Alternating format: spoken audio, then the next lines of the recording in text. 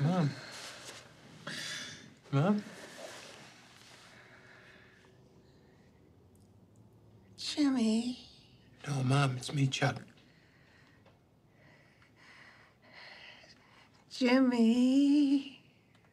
No, Mom, it's me.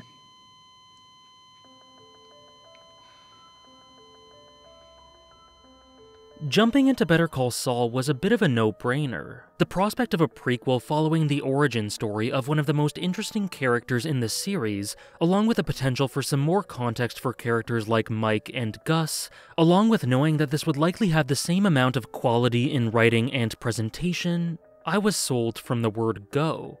However, in spite of that, there was a tiny part of me that subconsciously treated this show as more of an add-on to the Breaking Bad story, rather than viewing it as its own independent story just taking place in the same universe. I was extremely excited for this new narrative, but unfortunately I had begun treating it as somehow lesser than its predecessor simply due to the nature of its design. And as I'm sure you're aware if you're watching this, I couldn't have been more wrong.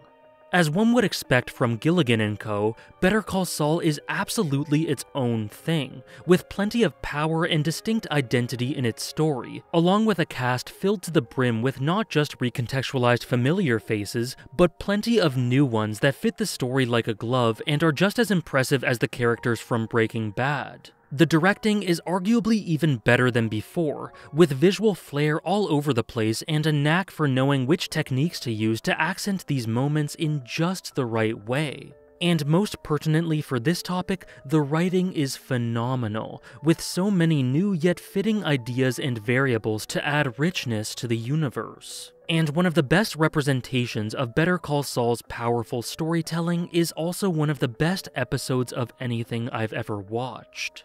Chicanery is a landmark for the series and a definitive turning point. It is the episode where Jimmy finally broke free of the ongoing legal issue involving the falsifying of some of Chuck's documents, where he was able to supposedly get the monkey off his back that seemed to taunt at his legitimacy as a lawyer wherever he went, and where he was assured of a conclusive quote-unquote victory over his brother.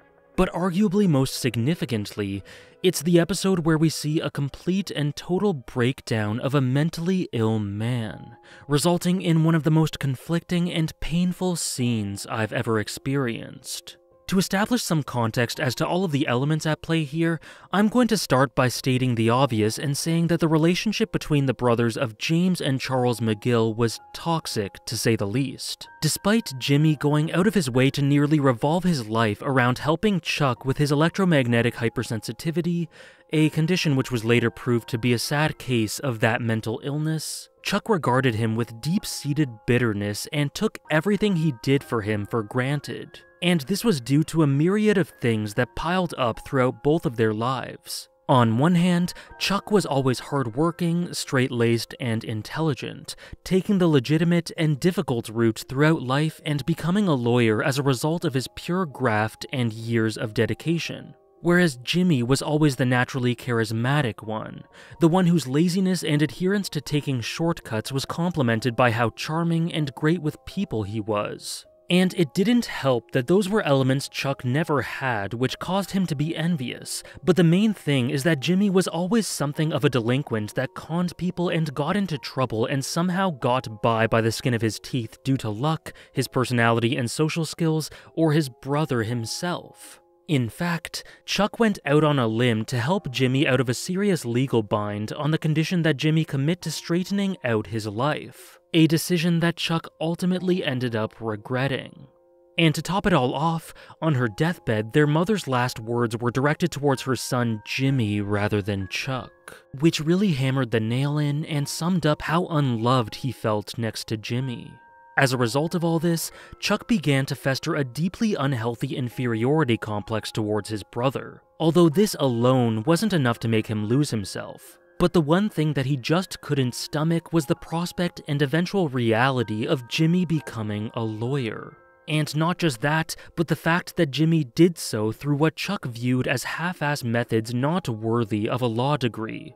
To Chuck, as someone who always did things in the proper and diligent way and viewed the law as sacred, and as someone who was jealous of Jimmy's antics and luck, this was the ultimate insult. This brother of his, who by his eyes didn't have to work half as hard as he did to get by, who had been having messes cleaned up for him since when he was young, who could never be described as legitimate, was being granted the same noble profession as him, which in Chuck's eyes indirectly made them equals on paper, and his pride just couldn't take that. I worked my ass off to get where I am, and you take these shortcuts and you think suddenly you're my peer? You do what I do because you're funny and you can make people laugh? I committed my life to this. You don't slide into it like a cheap pair of slippers and then reap all the rewards. I thought you were proud of me. I was. When you straightened out and got a job in the mailroom, I was very proud. So that's it then, right? Keep old Jimmy down in the mailroom because he's not good enough to be a lawyer. I know you. I know what you were, what you are. People don't change. You're Slippin' Jimmy. And Slippin' Jimmy I can handle just fine, but Slippin' Jimmy with a law degree is like a chimp with a machine gun. He states that his main problem here is that Jimmy would run amok with his authority as a lawyer, but to me it's clear that that is just a mask to hide the fact that he doesn't want his brother to succeed, at least not in this way. He's proud of Jimmy and happy for Jimmy, as long as Jimmy is happy in a way he can stomach. And it's such a very human dynamic at play. We may not like to admit it, but I'm sure most of us can relate to the type of pettiness that characterizes Chuck. Being jealous of someone, seeing it as unfair that they don't have to work as hard as you do to get to the same place, feeling as if none of your struggles have been acknowledged, feeling unloved in comparison, and as a result, feeling hard done by. I have utmost sympathy for Chuck, and I don't think it's fair to condemn him for experiencing these very human feelings. He is nowhere near a shallow, evil villain, and the details behind his story are very much worth paying attention to. What I don't like, however, is the way he took advantage of Jimmy's compassion and kindness and ended up betraying him in the most personal way. And Jimmy's response of pure disgust, anger, and sadness was, while definitely justified, almost equally painful to witness. It made for great television, but this cat and mouse throughout the first 2.5 seasons of the show is a summation of a relationship gone horribly wrong, imbued with a myriad of jealousy, resentment, hate, and the saddest element, genuine brotherly love. I think it's clear that Jimmy deeply cared for his brother before and even during all of this ugliness. And despite Chuck telling him that he never really liked him all that much, in my opinion, the show establishes that he was blowing some hot air. He may not have had as strong affection for Jimmy as the latter had for him, but underneath the bitterness there is a genuine connection there. And that's the main element that makes this episode's crowning moment so unbelievably heartbreaking. Chicanery chronicles the court case meant to settle the dispute between the two involving Chuck's accusations of Jimmy forging documents to cause him to lose a client, an accusation that ended up being true. If Chuck were to win, Jimmy would be unable to practice law anymore, and that was obviously something that Jimmy could never let happen.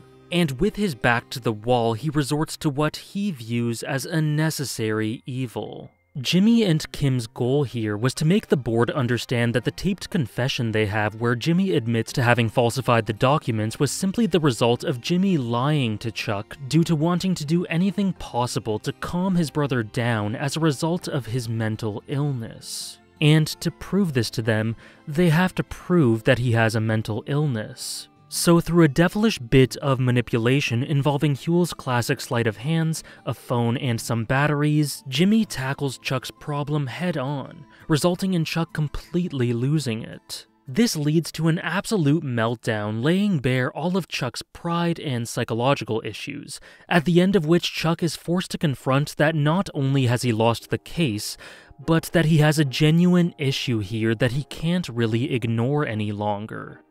In the end, this is a victory for Jimmy, but it doesn't feel like one at all. It isn't a moment of triumph or happiness, because he knew that through doing this, he had completely humiliated and destroyed Chuck while laying his illness out there for all to see. And there is nothing to savor in that. And to add to this, while Chuck was undoubtedly ungrateful and despicable in a lot of ways, in the end, everything he was saying in that rant was correct. Embellished by his emotional aggression and bias, but correct and true. Jimmy did forge the numbers. He did execute a publicity stunt with the billboard. He did steal from his family's cash register. And he did defecate on a sunroof. He did all of the things that Chuck referenced in his wild rant. This doesn't make Chuck right in the way he goes about things, but it can be argued that Jimmy deserved some consequence for his actions. And that is why Chuck being truthful here is so key. None of the events Chuck recalled or the things he accused Jimmy of were false, but because he had lost his cool and made himself look quote-unquote crazy, nothing he said could be properly heeded by the board, and Jimmy had already won. He apologized and collected himself immediately after realizing his mistake, but the damage was done, and none of those in power here could look at him the same, which is such a sad and brutally honest concept applicable to real life as well. No, it's a trick. It has Enough is enough. I submit that Mr. McGill's mental illness is a non-issue. If he were schizophrenic, it wouldn't take away from the fact that the defendant... I am not crazy! I am not crazy.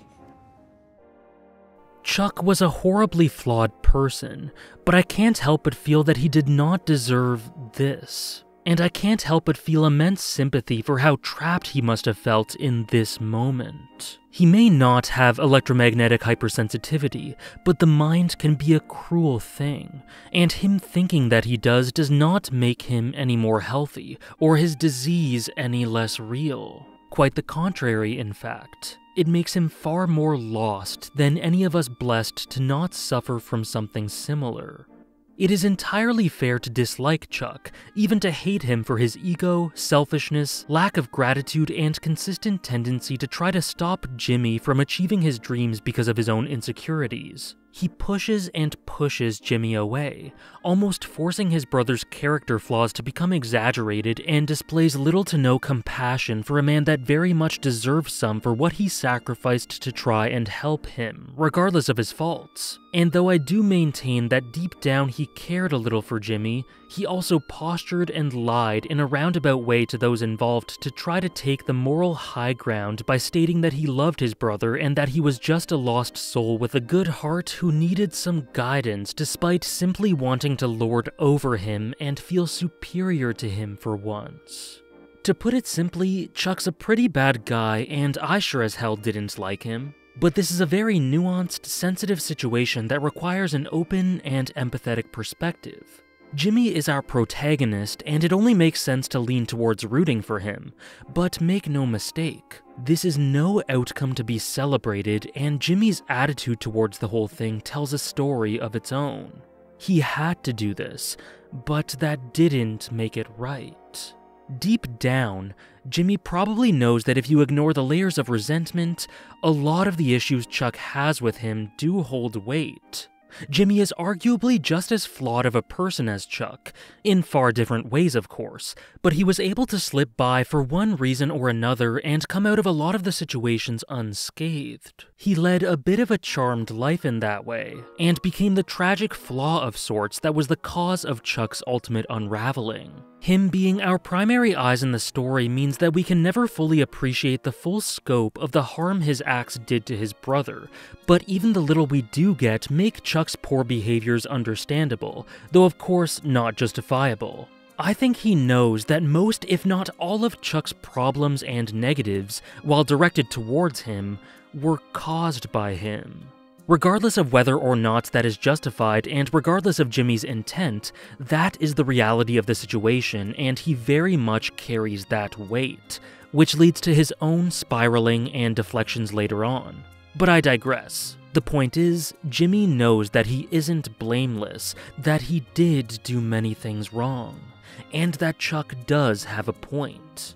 And here, Jimmy does something just as bad as anything Chuck has ever done to him.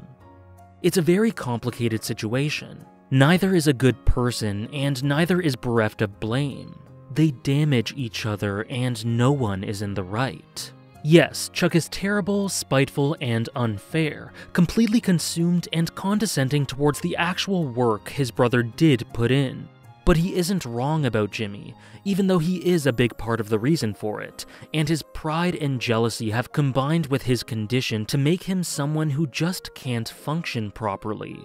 What we see in this episode is someone who is very mentally ill, and suffering for it. It is the breakdown of a person who isn't in their proper capacity, and as such, it is a moment of necessity, not triumph. Jimmy is disgusted and disturbed with himself, but he had to resort to destroying Chuck because they had reached an impasse that was only going to be cleared with ugliness. Jimmy's a wonderful character with some great traits, but he is far from a blameless victim here, and the story wants us to realize this through what I view as one of the most uncomfortable scenes in anything ever. It's wonderfully natural, raw, and nuanced character writing and beautifully painful storytelling, and this in itself is an example of why Better Call Saul is not only its own entity as a story, but worthy of standing alongside its older brother as the zenith of television.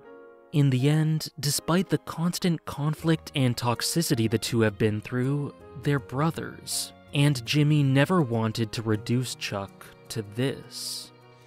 If you're not going to change your behavior, and you won't, I can why not change. just skip the whole exercise?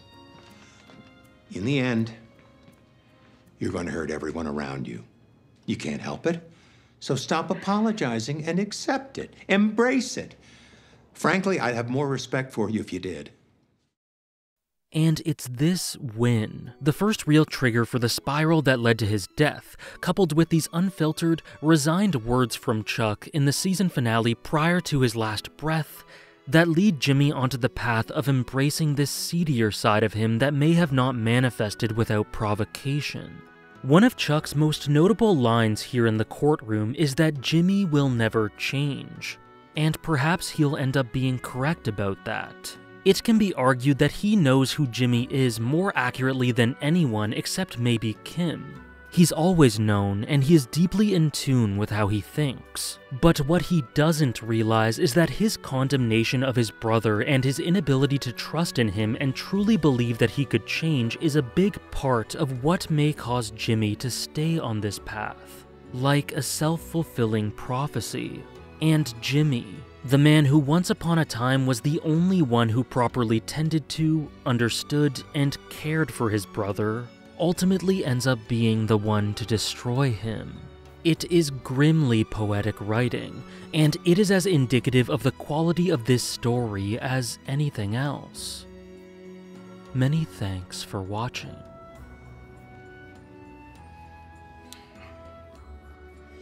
I apologize. I lost my train of thought.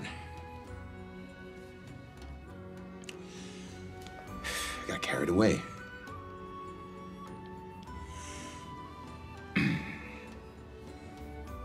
you have anything else? No, nothing further.